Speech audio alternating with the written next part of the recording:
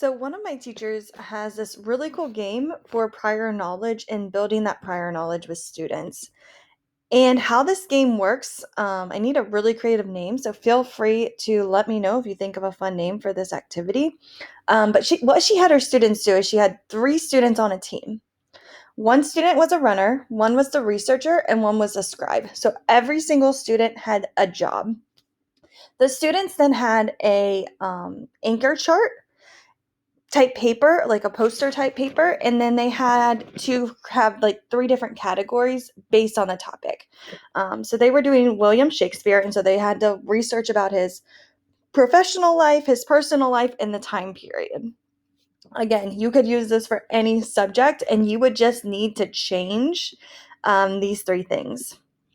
During this time, students had to, again, search all of these different facts and as many as they could about Shakespeare using their Chromebooks.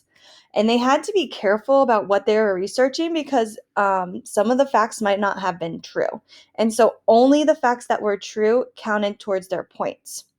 And let's go back to the students' roles. So you have one student who has a marker and the poster paper. This student is the scribe. They will write down all of the different information about the topic. The researcher is on one side of the room. So you have your scribe. Let me go ahead and add like a blank slide. So right here, this is your scribe. And they've got like the paper. They have the markers and that kind of stuff. So we've got our scribe here. And then over on the other side of the classroom, so it does get kind of crazy, over here, you have your researcher. And this student has their computer and they're looking up information. Right? And this is where it gets crazy. Let me draw an arrow. This student right here, he or she has to run back and forth between the two groups, giving information. They're kind of like that telephone person that has to like run back and forth and tell them, hey, the researcher said this, so the scribe has to write that. And this person, because we all know, can sometimes give false information because they hear it and then they're running and they kind of forget. And so sometimes you might hear the researchers yelling across the room, that's not what I said. So it can just, again, it's a fun game for the students to kind of play. And so there's the three teams, and you've got multiple different teams in your classroom. And again, the students are collaborating together on this activity, and they're gaining that prior knowledge about a topic. They're learning about maybe a person in history or a fact or some type of activity where they're able to better understand and kind of communicate what is going on with their team.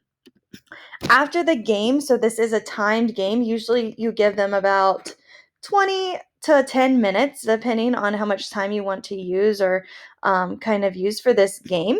But after the time is up, the students who have the most points or the most accurate facts, they win. So you'll collect all those anchor charts and you'll together as a class kind of go over them. Or you could even make it maybe a competition like, oh, you guys had the same facts. Those get crossed off. Those don't count as points.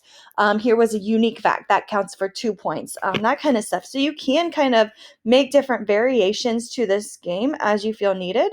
But again, a lot of fun. The kids loved it and they are just like running around the room like crazy.